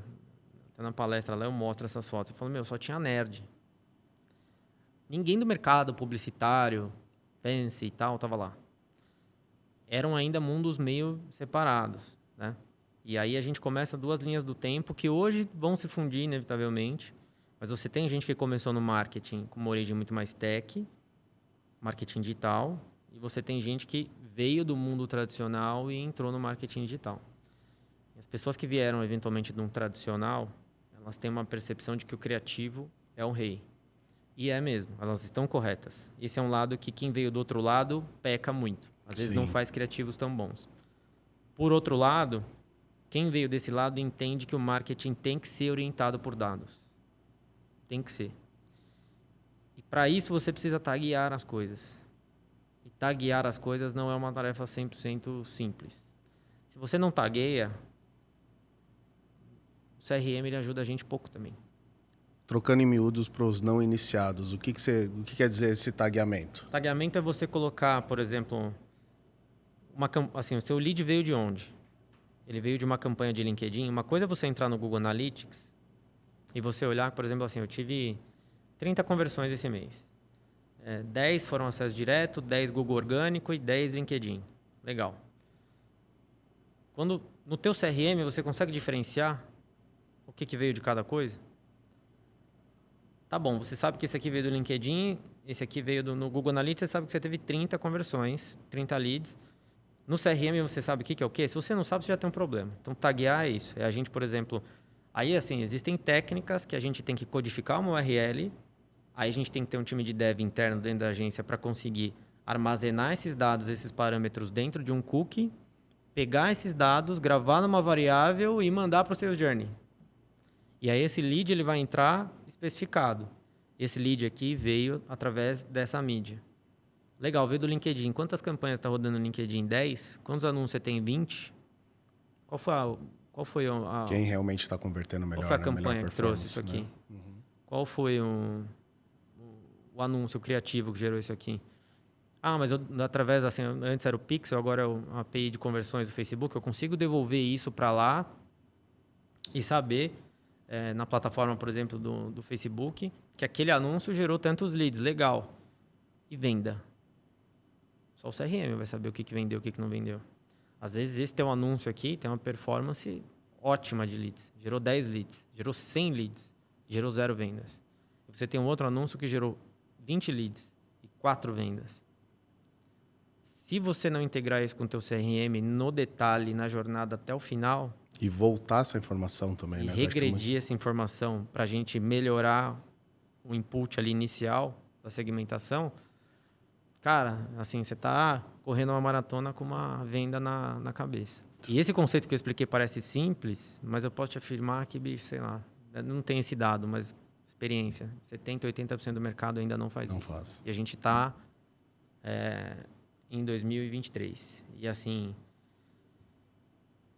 o pessoal enxerga isso como coisa do TI, o pessoal do TI enxerga como coisa do marketing, vira uma briga, ninguém meio que resolve. Ninguém assume. Ninguém resolve direito o problema. Aí você tem alguns CRMs de mercado famosos aí que criaram soluções embarcadas para você resolver esse problema, né? E resolveram uma boa fatia. Mas quando a gente está falando de B2B, a gente está falando ainda de um mercado muito cru, que ainda tem muito a se desenvolver para entender. Então, assim, olha quantas variáveis a gente tem. E o mais incrível é que eu não estou contando para você nenhuma novidade. Exato. Assim, isso é o que funcionava em 2006. Faz conteúdo, resolve uma dor do cliente. 2006, 2010, 2015, agora é assim. Taguear o teu CRM. Ter um CRM em primeiro lugar. Ter um CRM, taguear o CRM e entender de onde vem as vendas. Sempre foi assim. As empresas ainda não conseguiram resolver esse problema. Então, aí tem umas outras particularidades, né? Que são problemas que a gente encontra eventualmente trabalhando junto com alguns CRMs, né? Que o lead veio pela PF, mas a venda saiu pela PJ. Você rompeu um elo de comunicação, como é que você une isso? Sim. Aí você precisa ter um time de BI. E é muito característico isso do B2B, né? Muito característico do B2B e sair do porque a empresa não cota, PF, né? Uhum. Sim. É o fulano de compras da empresa. Você não interage com a empresa, você sempre interage com pessoas, né? Uma pessoa que representa a empresa. Só que na hora que vai sair a compra, não é o fulano que comprou. É a empresa. É a empresa. E a compra sai no CNPJ. Vou criar o cadastro. Aí cria o cadastro do CNPJ. Aquele cadastro daquele CNPJ surgiu no dia da compra. Qual é o histórico? De onde veio esse cara? Não veio de lugar nenhum. Então, assim, se você não criar conexão entre as coisas, também aí você precisa ter um time de dev para quê? Para conseguir conectar com a API do CRM, extrair as informações, conectar no Looker ou no Power BI, conectar com o Google Ads, conectar com o LinkedIn Ads, conectar com o Facebook, conectar com todas as bases de dados para extrair insights. Então, assim, aí a gente já está indo num outro lugar que poucas ainda chegaram. Então, sim, de ter uma visão analítica e realmente de insights com relação a isso, né? Realmente essa questão de você permitir com que o teu processo ele seja dropado para dentro das ferramentas, é o que a gente mais encontra no mercado, né? Às vezes a empresa vem atrás só do CRM ou atrás só da entrada do pedido, mas para ter essa visão realmente, né, holística que você falou, de conseguir ver o todo, será que eu estou investindo aqui nessa campanha, o que realmente ele converte em quais produtos, em quais estratégias? A gente vê também isso é muito incipiente ainda no mercado, cara, e tem muito espaço para crescer. Muito. Tanto para as agências de marketing digital, como para as empresas entenderem que elas podem estar à frente dos concorrentes delas se elas olharem para isso, né? Eu acho que assim, a indústria ela se move mais devagar. Sim. Tradicionalmente é assim, né? E o mercado B2B, geralmente a origem é uma indústria. Sim. Né? Todos os mercados, a origem ali, que não for serviço, a origem vai ser uma indústria, mas no mercado B2B você tem essa conexão um pouco maior. E a indústria, ela precisa de um ERP muito funcional, né? Ela precisa trabalhar just in time, ela precisa ter uma linha de produção abastecida, ela precisa ter conexão com seus fornecedores ali, tudo organizado, etc. Onde que eu acho que está a falha? Né? É uma falha de visão. Cara, assim, é meio contraditório isso, né? Porque, assim, todo mundo levanta de manhã para quê? Para ganhar dinheiro, cara. Exato. Né? Assim, a gente acorda cedo, vai trabalhar e tal. Pô, é um privilégio, às vezes, trabalhar com o que você gosta, mas, no final das contas, a gente está buscando um retorno financeiro. Financeiro, sim. Então, toda empresa funciona com base em lucro. Ela quer ganhar mais dinheiro, ela quer aumentar o faturamento dela. Legal. Então, a indústria tem um RP dela. Ela enxerga o CRM como assim, o CRM precisa me informar uma previsibilidade de pedidos, uma linha de tendência de pedidos e compras, etc., para que eu consiga preparar a minha linha de produção, meu abastecimento, etc. É para isso que o CRM serve. Essa função é 50% dele. Então, assim, você tem metade do CRM que está olhando para o RP, que vai te ajudar a ter previsibilidade, controle de produção e etc. E você tem essa outra metade que é como eu posso pegar essas informações e melhorar minhas estratégias de marketing growth para conseguir fazer esse troço crescer. Perfeito. E as indústrias, às vezes, ficam tão focadas em estratégias de otimização operacional, que é assim, para que serve o CRM? O CRM serve para o fulano botar o pedido ali, aí tem que estar conectado com o RP, porque ele não pode vender mais do que a gente tem para entregar. Sim. E é para isso que ele serve, para ele não fazer bobagem na hora de tirar o pedido. Exato. Eles enxergam isso. Cara, você vai olhar assim, por exemplo, quando a gente às vezes vai olhar CRM e fala assim, origem de mídia que vocês colocam. Não, a gente não coleta isso. Cara, mas tem que coletar. Aí a hora que você vai ver, por exemplo, não é padronizado. Cada um coloca o nome que quiser. O nome que quiser. Aí, em algum momento alguém colocou Google, em algum outro momento colocou Google Ads, aí no outro momento colocou tráfego pago, no outro momento colocou folheto, no outro colocou panfleto, uma série de sinônimos. A hora que você vai gerar um gráfico de pizza ali, você fala assim, meu Deus. O que é o que aqui, né? Aí, cara, você tem um problemão, porque eu não vou entrar no banco de dados do Sales Journey e vou normatizar o teu banco de dados. Exato. Se o cara cadastrou errado, ele cadastrou. Aí, assim, lógico que vocês vão dar todo o trabalho de educação e etc e tal, mas a gente não tem como prevenir esse tipo de comportamento, porque as pessoas trocam, elas saem da empresa, outras chegam, assumem o lugar. E isso complica muito a vida do marketing depois. Sim. Porque depois começa a cobrança. A gente precisa vender mais. Aí eu falei, cara, eu falo isso para alguns clientes, às vezes, que eles mandam para mim assim, Renato, o que a gente pode fazer para vender mais? Eu falo, a partir desse momento eu não posso fazer mais nada. A partir desse momento aqui, tudo que eu podia fazer eu já fiz. Se o teu CRM não começar a me devolver informação, a gente já está no máximo. Ou a gente vai para tentativa e erro, que é o que me sobra. Que gasta mais, sempre gasta mais, né? Que é o que me sobra. Então, a gente tem uma estratégia, está vendendo X. Eu não tenho como saber o que vende mais, porque eu não sei o que vende menos ou o que vende mais, porque o teu CRM não me devolve essa informação com precisão. O que a gente pode fazer? Teste. E aí o teste vai ser chute, irmão. Exato. Vamos focar nisso? Focou. As vendas caíram. Então, aprendemos uma coisa. Esse teste deu errado. E gastei, muitas vezes, um caminhão de dinheiro para testar, né? Para isso. Então, essa cultura... Assim, é óbvio que eu acho que assim, a gente está caminhando para um lugar onde aí podemos entrar no papo das IAs. Os criativos vão ficar mais elaborados. A gente vai ter espaço para muitos ganhos. Mas a parte de marketing orientada por dados é um assunto que não é mais novidade, já é um assunto velho e que ainda não foi implementado na grande maioria das empresas. Perfeito. Tenho a mesma visão que a gente tem esses dados já há muito tempo, mas até hoje o grande corpo das empresas do B2B não entenderam o quanto é importante isso para uma tomada de decisão de investir aqui, investir ali. Se eu preciso... você falou muito aí sobre equalização de demanda e oferta, né? O quanto que eu posso melhorar minha performance operacional em cima dessas questões, né? O teu CRM te trazer mais insumos com relação a isso. E nós estamos falando de dados.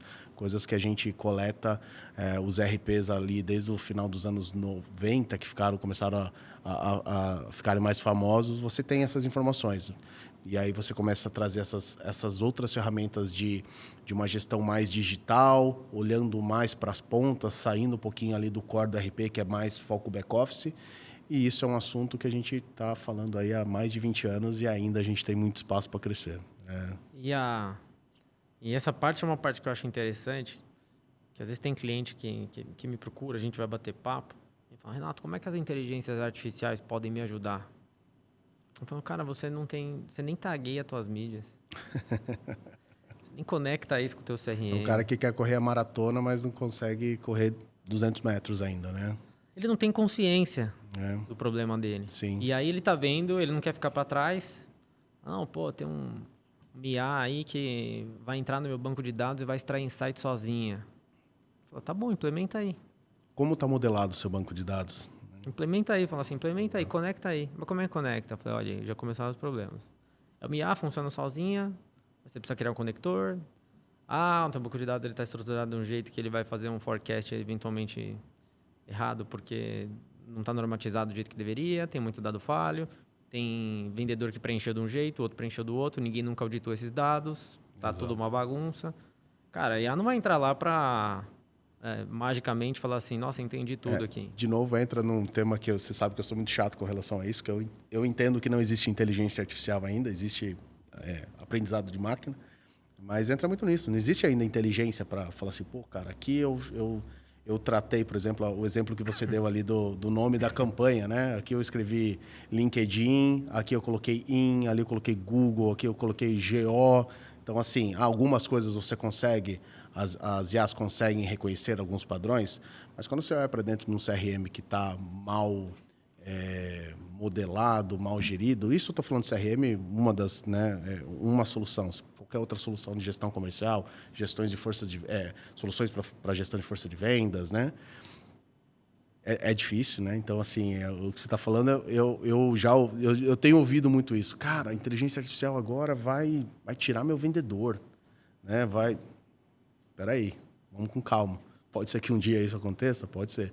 Mas vamos com calma, né? Você tem um trabalho de base para se fazer muito grande aí em cima desses dados, né? Cara, tem.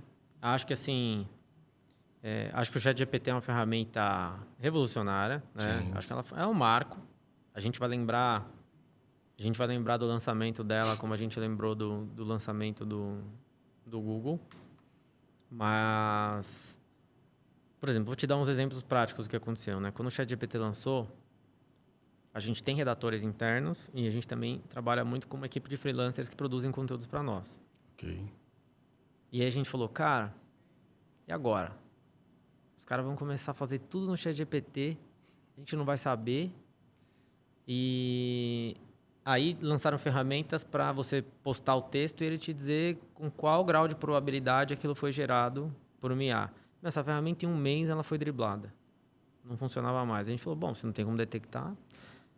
Aí passou um tempo, conversando com a equipe de conteúdo, eu falei, e aí, como é que estão os textos e tal? Ela falou assim, melhorou. O efeito foi o inverso do que a gente pensou. As pessoas não começaram a usar o chat GPT para fazer o trabalho delas e passar a perna na gente.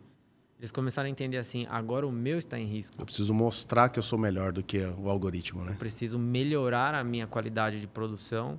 Exato. Senão eu vou ser substituída por um IA. E assim, o ChatGPT ele é muito impressionante para muita coisa. Mas eu faço um convite para você, principalmente de indústria. Gente que tem assunto mais técnico. Se você jogar assunto generalista lá, aí vai funcionar, entendeu? Você perguntar, por exemplo,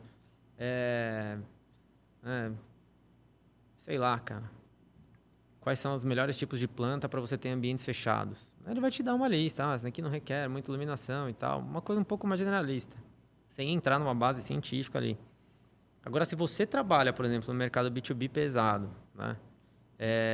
Então, vamos supor, aqui a gente está no estúdio. A gente tem iluminação. A gente tem ali os tijolos ali que estão fazendo a isolação acústica, o isolamento acústico aqui, acabando com eco e tal. Quantos tipos existem desse tipo de material? Quantos tipos de formatos? Você acha que o ChatGPT vai conseguir criar um texto com o mesmo conhecimento que um especialista nisso vai falar assim, quais são os tipos de materiais para isolamento acústico que existem e qual eu devo utilizar num estúdio que eu estou montando? Ele vai te dar uma resposta. A gente testou isso. Sim. Ele vai gerar um texto. Mas não é um texto de especialista. Porque ele não é micro especialista em cada uma daquelas micro coisas. E assim, se você tem uma indústria química, se você tem uma transportadora, você enfrenta problemas específicos ali dentro. E esses problemas específicos, o ChatGPT está aware deles. Mas ele não é um grandíssimo especialista. Exato. E se o assunto for específico, ele não tiver uma base de informações muito grande, ele vai escrever um texto. E o teu concorrente tiver a mesma ideia, vocês vão ter textos muito semelhantes. Exato. Publicados.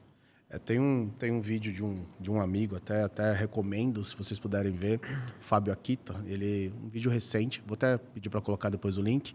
Ele fala muito dessa questão do que é o algoritmo do ChatGPT. Eu vou apanhar pra caramba falando isso aqui agora, tá? Mas não tem problema. Que ele ainda ele é muito bom. Ele realmente conseguiu treinar um modelo ali de entender, né, o ranking do que é mais a maior probabilidade de eu trazer de conteúdo. Mas ele ainda é um auto-preenchimento de teclado. Funciona como o mesmo algoritmo de auto-preenchimento do teclado que você tem no WhatsApp. Por isso que eu brinco que eu não entendo ainda como inteligência. E é o que você falou, ele vai ter muito conteúdo, ele vai trazer muita coisa. Muitas vezes, se você não for um especialista, você não sabe perguntar da maneira correta, né? A gente fez testes com algoritmos, né, de programação. Se você não conhece minimamente programação, ele faz uns absurdos ali, ele faz um negócio... Mas ele é um bom copiloto, é um ótimo copiloto. Né? Coisas ali braçais, como um framework de apoio, realmente vamos evoluir ao ponto de um algoritmo de LLM evoluir para ser mais inteligente. Tenho certeza que nós vamos chegar lá. Mas nada substitui o especialista ainda, né? Nada substitui.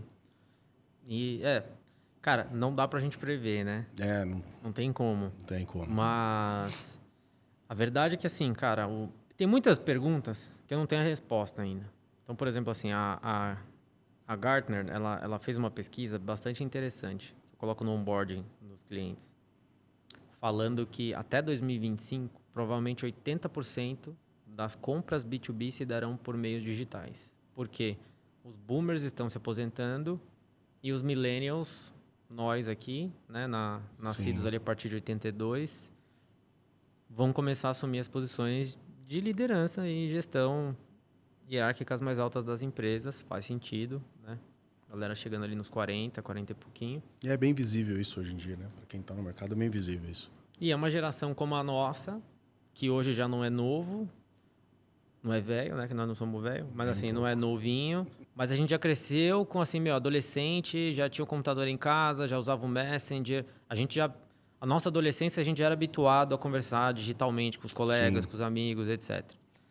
É uma geração que lida melhor com os meios digitais na hora de comprar. Talvez ela queira menos interação com pessoas. Tenho dúvida se quer mais interação com máquinas que se passam por pessoas. Sim.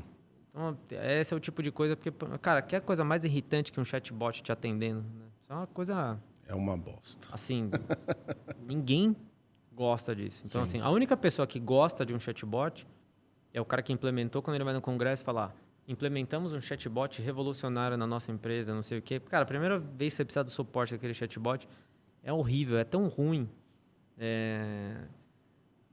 Que, assim, cara, não é uma experiência agradável. Não é. E assim, mas dá para conectar com... Tem assim, como isso ainda tem muita coisa para melhorar, né? Mas dá para conectar com o OpenAI e vai ter um negócio muito melhor. Eu tava... Para quem quiser dar uma olhada aí, acho que é soylucia.ai. Negócio assim, procurem na internet, vocês vão achar. É uma AI que ela está conectada com o OpenAI. Você entra no site, você aperta um botão, tem um botão para o WhatsApp e para o Instagram. Para o Telegram, perdão. Aí você aperta o WhatsApp, você abre uma conversa. Então, ela é só um perfil verificado de WhatsApp e você começa a trocar ideia com ela. E aí ela recebe áudio. Então, o que ela faz? Ela pega o teu áudio, entende, transcreve e te responde. Então, parece que, de fato, ela está ouvindo o que você está falando. E até fiz uma brincadeira no grupo da empresa ontem, né? Falei, não se pode confiar em ninguém. Mal conheci a Luziana, ela já está mentindo para mim. Porque eu mandei um áudio e perguntei, né? Qual a temperatura, né, em Votorantim, aqui na cidade que a gente está, amanhã? Previsão do tempo. E ela me respondeu. Eu perguntei antes para ela, você consegue se conectar à internet? Ela falou, sim, consigo. Tem informação em tempo real? Tem. Então, qual a previsão do tempo para amanhã e tal? Ela me deu. Falei, legal, continuei conversando com ela. Depois eu perguntei, qual a previsão dos próximos 10 dias, previsão do tempo dos próximos 10 dias para São Paulo? Ela, eu só tenho informações até o final de 2021. Não consigo te ajudar. Como que ela conseguiu trazer? Alucinação. Então, assim, ainda tem muita... Sim. É revolucionário. É um negócio que causa encantamento. Mas não sei se as pessoas vão querer... Tenho dúvidas se as pessoas vão querer se comunicar só com máquina, se vai ser... Cara, imagina um vendedor e um comprador, 2 AIs falando, né? Nossa. Caminhar para isso. Eles vão negociar? Um loop infinito, eu vou substituir meus vendedores por AI. Vou substituir meus compradores por AI. A premissa de um é vender a qualquer custo e do outro é comprar com o menor preço possível. Vão ficar um loop infinito. Não vão se resolver. E não pode sair para tomar cerveja, não criar relacionamento. Eu acho que também assim, um grande fator gerador de negócios, por mais que a internet esteja aí, é o relacionamento. É o que a gente fez. É viajar, conhecer pessoas, criar conexões. E no B2B isso é muito... A gente percebe grande. Que é muito grande, né? O B2B, ele é baseado muito nesse processo de relacionamento, né?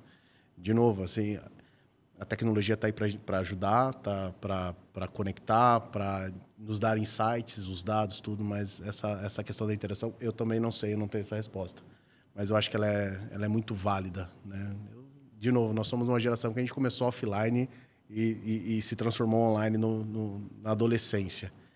Então pode ser que a gente está tendo uma visão enviesada com relação um pouco do nosso histórico. Mas eu vejo no mercado, né? A gente atende empresas, né? 90% das empresas, 99% do B2B. Então a gente vê muito essa necessidade ainda da interação, dessa troca de experiência, né? É muito Eu bacana. até acho que assim, esse estudo que a Gartner fez, eu acho que quando está falando digital, eu acho que assim, tem até um experimento do Google que eles estão criando para fazer como se fosse eu esqueci o nome do projeto, depois vocês acharem lá.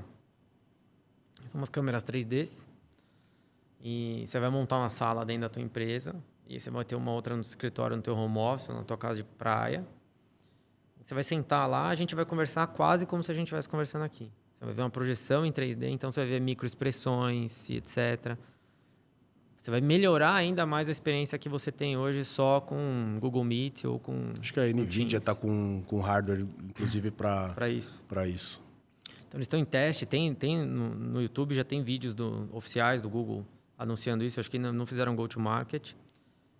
A ideia é vender kit simples mesmo. Você vai colocar uma câmera aqui, 2 câmeras ali, algo que você consegue fazer o setup disso em casa, né? Mas você não vai impedir a conexão pessoal, porque é do tipo assim, eu compro muita porcaria na internet. Compro muita coisa no Mercado Livre, compro coisa no Ali, né? Minha namorada me enche o saco. Você tá viciado no Ali, é a minha diversão. Fico comprando porcaria lá. Eu não preciso ter contato com o vendedor. Às vezes eu comprei, por exemplo, sei lá, comprei forminha de gelo para fazer um drink bacana. Eu falei, cara, sei lá, acho que paguei R$15, frete grátis. Se chegar aqui e for enganação, tá bom, perdi R$15. Okay. Eu não vou brigar com o vendedor na China lá, porque o cara... E funcionou. E assim, geralmente dá certo, sim, tá? Sim. Me dei mal pouquíssimas vezes, assim. Mesma coisa no Mercado Livre também. Eu já vi um cara comprando um tênis. Isso foi muito engraçado, desculpa até o parênteses aqui. Comprando um tênis e chegou um chaveiro para ele. Tem uma galera que comprou Alexa, aí chegou pedra. Não sei, já aconteceu. Mas, por exemplo, o Sales Journey fala assim, Renato, eu quero contratar a Accent para ser a nossa parceira aqui de marketing, etc e tal. Beleza, você entra lá no meu site, tem um carrinho, você escolhe um pacote, aperta o botão, e dentro de 3 dias alguém vai entrar em contato com você para começar os trabalhos. Isso não existe. Acabou. Isso não existe. Né? Tipo, não, quero entender quem é você, quero entender quem você atende, quero entender tua experiência, quanto tempo você está no mercado, quais cases publicados você tem. Você trabalha com empresa do nosso tipo? Você já atendeu empresa? Você entende de tecnologia? Não consigo entender como esse processo vai ser robotizado 100%. Sim. Lógico que você pode sempre aperfeiçoar. Mas, cara, hoje eu compro uma pá de bugiganga da China e nunca falei com nenhum chinês na minha vida. Sim. Mas não tem como você fazer isso no mercado B2B, especialmente numa compra grande. Né? Do tipo, você vai comprar, por exemplo, vai montar um escritório. E outra, tem esse papo da barganha também, né? Quando a gente que é cultural, né? A gente não pode esquecer da questão cultural, né? Vai existir sempre, porque sim. Eu comprei essa cadeira aqui para o meu home office. Bacana. Comprei no e-commerce, gostei dela. Assim, pô, voltou da pandemia, agora eu quero montar um escritório bacana para a empresa, vou comprar 30 cadeiras. Eu não vou comprar 30 cadeiras no e-commerce. Claro.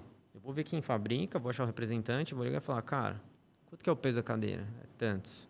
Pô, mas eu comprei no e-commerce pelo mesmo preço, você está me vendendo pelo mesmo preço. No mínimo já tem que ser mais barato que eu estou comprando com você. Sim. E eu quero comprar 30. Então, se você não me tirar uma porcentagem, eu não vou comprar com você. Como que você remove isso? Aí, assim, vai ter uma IA que vai ser a compradora, vai ser a vendedora, vai ficar brigando. Continuamos no mesmo lugar. Continuamos no mesmo lugar. Então, de novo, a gente precisa entender que os mundos, o mundo B2C é uma coisa, o mundo B2B, ele é outra coisa. Outra coisa. É outra coisa. E por isso estamos aí com as nossas jornadas no B2B, né, Renatão? Estamos com a nossa jornada do B2B. CRM para B2B é uma coisa, CRM para B2C é outra coisa, exato. Marketing para B2B é uma coisa, marketing para B2C é outra coisa. São mundos apartados, diferentes, e a gente tem que educar cada qual o nosso mercado. Perfeito. Rodrigão, que aula, hein, velho? Caraca. Falo pra caramba, né, meu? Vocês deixam eu falando Aula. Renatão, só tenho a agradecer. Pô, cara, eu que agradeço demais. Demorou um pouquinho para a gente conseguir encaixar a agenda, mas, pô, só agradecer, cara. Pô, uma baita aula. Acho que o pessoal que consome o nosso conteúdo aí, tem muita gente que está inserido nesse contexto que você trouxe do B2B. Até o pessoal do B2C para entender um pouquinho essas nuances, a evolução que a gente está tendo aí no marketing digital. Cara, só tenho a agradecer. Bom, deixa aí os seus contatos, o contato da tua empresa, para a galera que quiser te seguir aí, fica à vontade. Pô, show. Eu agradeço demais aí pelo convite, Tobias. Acho que a gente tem pouco espaço para falar de B2B nas redes sociais, no YouTube, etc. É um mercado, é um gap mesmo. Acho que tem pouco conteúdo sobre isso. Acho que é algo que gostei bastante de fazer. Acho que a gente pode evoluir isso daqui. Com certeza. Definindo temáticas específicas para o mercado B2B, porque eu acho que a gente tem bastante essa sinergia. Eu cuido de um primeiro elo, né, da cadeia, depois eu entrego isso para você. Exato, exato. É dentro do meu mercado. E é isso aí, pessoal. Quem quiser conhecer mais sobre mim, pode me seguir lá no LinkedIn. Renato Guitti, com 2 T's, vai me encontrar lá. E a Accent também é EXENT, accent.com.br, e também nas redes sociais, só digitar Accent que vai nos encontrar. Beleza? Show de bola. Bom, e quem quiser seguir a gente aí, salesjourney.io, Júnior Tobias, ambos no Instagram, LinkedIn também me acha lá como Odenir Tobias, ainda poucas pessoas sabem, mas eu tô lá como Odenir Tobias. E um agradecimento especial hoje ao pessoal do Centro Empresarial Bandeiras, que é onde a gente está aqui, no estúdio do Rodrigo, um parceiraço nosso aí. Então, Belo do estúdio. Né, um agradecimento especial aí ao Centro Empresarial Bandeiras e ao Rodrigo. E a gente se vê no próximo. Valeu!